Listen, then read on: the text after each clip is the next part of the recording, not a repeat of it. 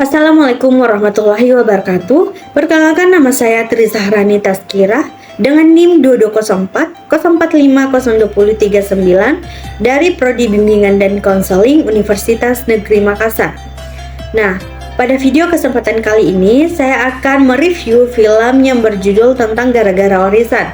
Nah, di sini saya akan menjelaskan beberapa sebab. Yang pertama yaitu persepsi diri, persepsi sosial, atribusi sosial, sikap sosial, dan prasangka sosial. Selanjutnya, pertama-tama saya akan menjelaskan terlebih dahulu sinopsis dari film Gara-Gara Warisan. Sinopsis dari Gara-Gara Warisan karya dari Mofdali Aco ini dibintangi oleh sederet aktor kenamaan Indonesia seperti Oka Antara, Indah Permatasari, Ge Pamungkas, Yayu Unru, hingga Ira Wibowo. Film Gara-Gara Warisan ini menceritakan tentang 3 orang saudara, yaitu Adam, Laras, dan Diki yang memperebutkan warisan ayah mereka Dahlan, yaitu berupa guest house.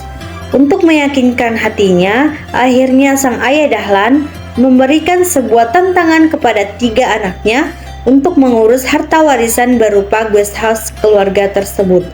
Namun, yang menentukan pemenang dari tantangan tersebut ialah staf dari guest house tersebut.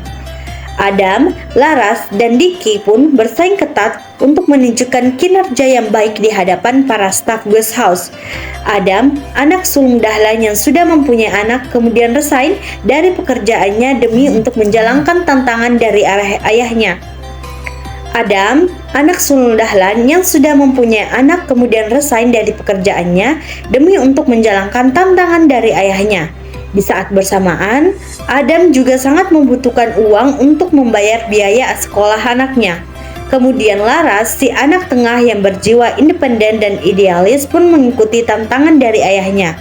Laras perlu dana yang besar untuk mengurusi panti werda. Sementara itu, si bungsu Diki pun terpaksa mengikuti tantangan dari ayahnya tersebut. Diki sendiri merupakan anak kesayangannya Dahlan yang selalu membuat iri Adam dari dulu.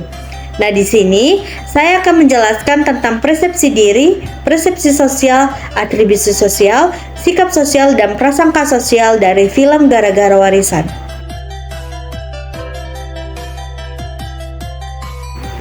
Yang pertama ada persepsi diri. Nah, di jam 1 jam 49 sampai 50 menit, adegan di sini Laras mengatakan bahwa tidak mungkin mengurus guest house dan panti jompo secara bersamaan.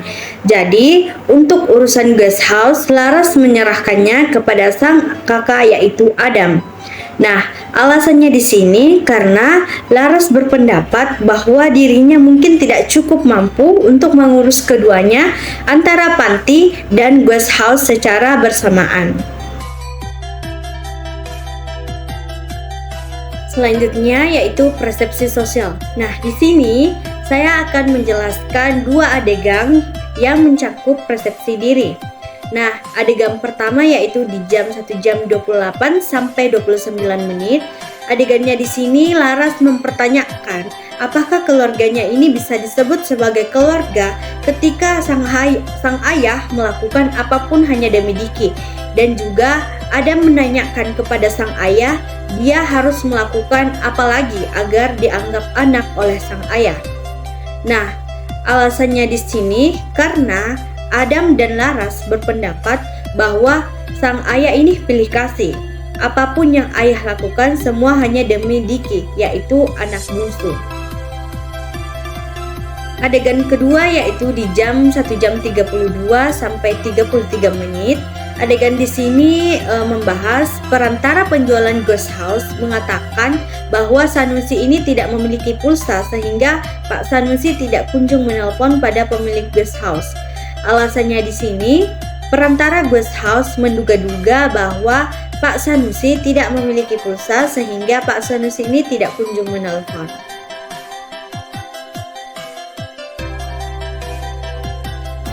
Selanjutnya yaitu atribusi sosial. Nah, di jam 1 jam 27 sampai 28 menit, adegannya di sini sang ayah paham bahwa Diki ini dijebak oleh bandar narkoba karena ayah batal untuk menjual guest house kepada bandar narkoba tersebut. Nah, sehingga bandar narkoba melakukan apapun demi mengambil guest house meskipun harus menjebak salah satu anak dari pemilik guest house yaitu Diki. Nah, alasannya di sini sang ayah memahami apa yang terjadi pada Diki. Sang ayah terus membela Diki di antara saudara-saudarinya yang sedang menuduhnya.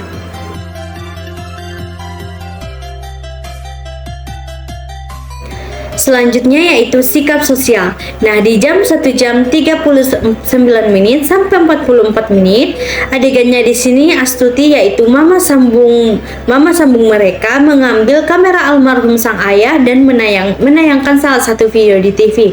Video tersebut dibuat oleh sang ayah sebelum sang ayah tiada. Sehingga ketika melihat video tersebut, ketiga anaknya telah mengetahui alasan-alasan dari bentuk pilih kasih sang ayah dan juga alasan mengapa sang ayah menikah untuk kedua kalinya. Sehingga ketiga anaknya tersebut sadar dan berdamai dengan semuanya. Alasannya di sini karena ketiga anak yang keras kepala dan membenci ibu sambungnya bisa memaklumi semua yang telah terjadi dan menerima ibu sambungnya setelah mereka melihat video penjelasan dari almarhum sang ayah.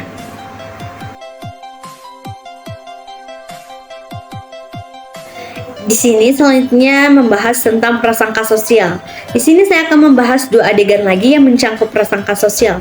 Adegan pertama di jam 1 jam 15 sampai 16 menit. Adegan di sini Diki meminta izin kepada Laras untuk meminjam mobil pribadi milik Laras. Namun si kakak Laras mengatakan bahwa Diki ini berbohong dan takut mobil pribadinya tidak digunakan untuk pergi bekerja, melainkan pergi untuk bersenang-senang. Nah, alasannya di sini karena dari awal memang Diki dan pacarnya adalah seorang pemakai atau pecandu narkoba.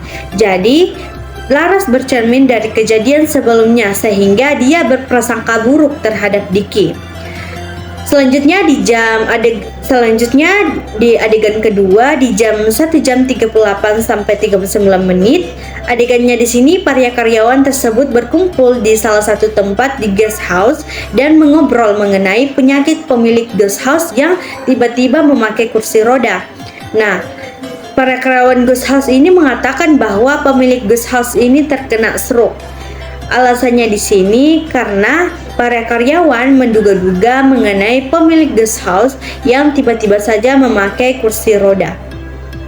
Baik, sekian review film dari saya mengenai Gara-Gara Warisan. Mohon maaf apabila ada kata salah. Wassalamualaikum warahmatullahi wabarakatuh.